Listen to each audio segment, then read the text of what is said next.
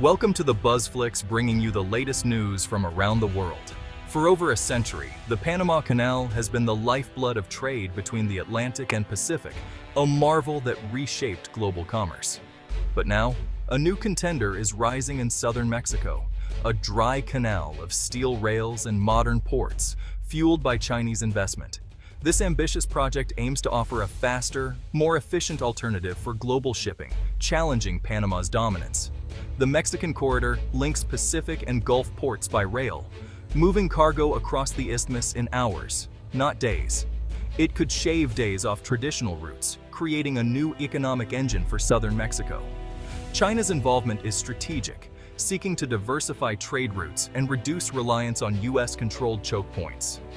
But with great promise come risks: environmental impact, social displacement, and global politics. The race for a new artery has begun. For centuries, visionaries dreamed of a transport corridor across Mexico's isthmus of Tehuantepec. A railway once thrived here, but the Panama Canal took center stage. Now, the interoceanic corridor is reborn. Modern rails, expanded ports, and a vision for seamless logistics. Mexico aims to create industrial parks along the route, turning the corridor into a hub for nearshoring.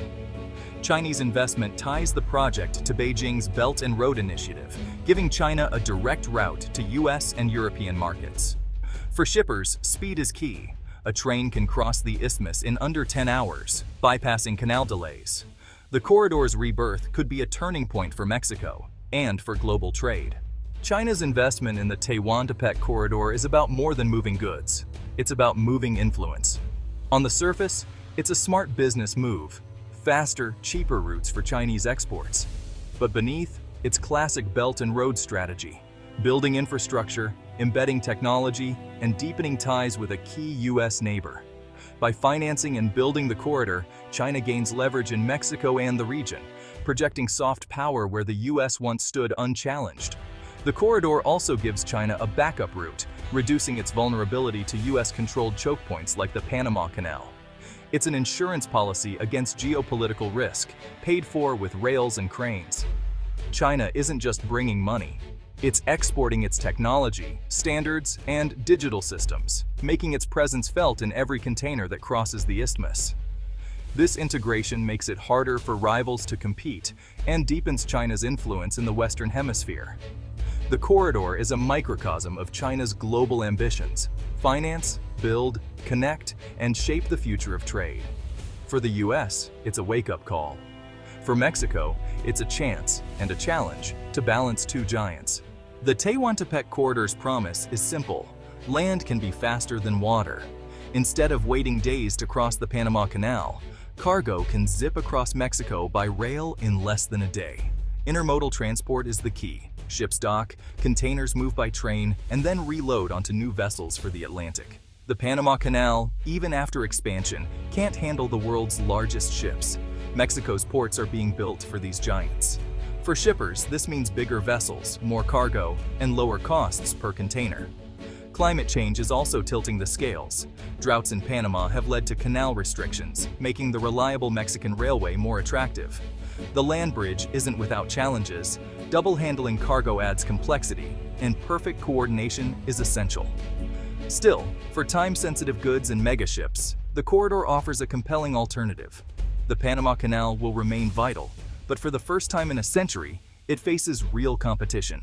Shippers now have a choice: the old waterway or the new land bridge. This rivalry could drive innovation and efficiency on both routes. The future of global shipping is no longer a one-canal story. The land bridge is here, and it's changing the game. The world's supply chains will never be the same. For Mexico, the corridor is a generational opportunity. It brings jobs, investment, and a chance to transform the underdeveloped South. The planned 10 industrial parks along the railway, offering incentives to lure manufacturers and logistics firms.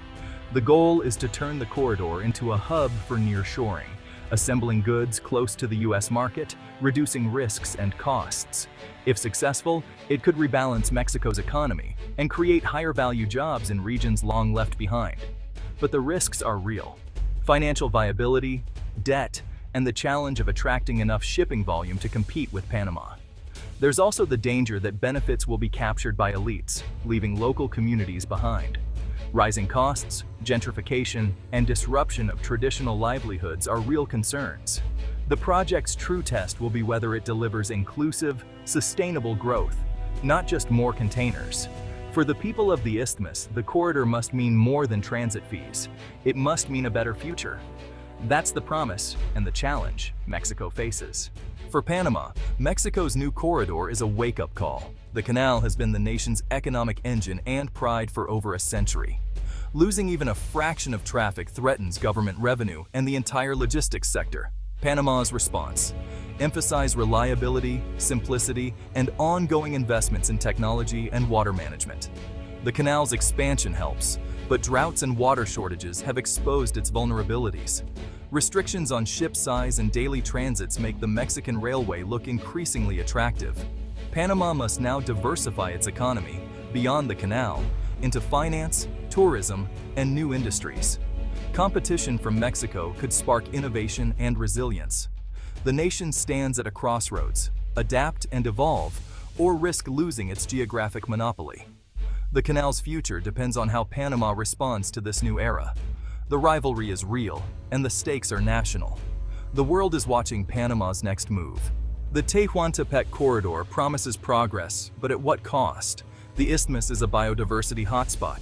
Rainforests, wetlands, and indigenous lands are all at risk. Deforestation, habitat loss, and pollution threaten fragile ecosystems and endangered species. Port expansion and increased shipping could damage marine environments and bring new pollution. Industrial parks may generate waste and strain local water supplies. Indigenous communities fear displacement, loss of land, and cultural erosion. Many say they weren't properly consulted and worry that benefits will bypass them. The project has become a flashpoint for debates over indigenous rights and environmental justice. True progress must balance economic ambition with ecological and social responsibility. The corridor's legacy will depend on how these challenges are met. Growth cannot come at the expense of people and planet. In Washington, the corridor is seen as a strategic challenge. For over a century, the U.S. has viewed Latin America as its backyard, with the Panama Canal as a symbol of dominance. Now, China's investment in Mexico is shifting the balance. The corridor could divert trade from U.S. ports and reshape North American logistics. But security worries loom larger. Could Chinese control of key infrastructure lead to military or intelligence risks? The U.S. response is cautious, quiet diplomacy, warnings about over-reliance on China, and new investment initiatives to counter Beijing's influence. Mexico finds itself courted by two superpowers, able to leverage the rivalry for better deals. But the balancing act is delicate. Leaning too far toward China could strain ties with the U.S. Mexico's diplomatic skill will be tested as it navigates this new great power competition. The corridor is more than a railway. It's a new front in the global contest for influence. The stakes for the region, and for U.S.-Mexico relations, have never been higher. The Tehuantepec corridor is more than a railway. It's a force reshaping global trade. It challenges the Panama Canal's century-long dominance, offering speed, flexibility, and a new model for supply chains. But success isn't guaranteed.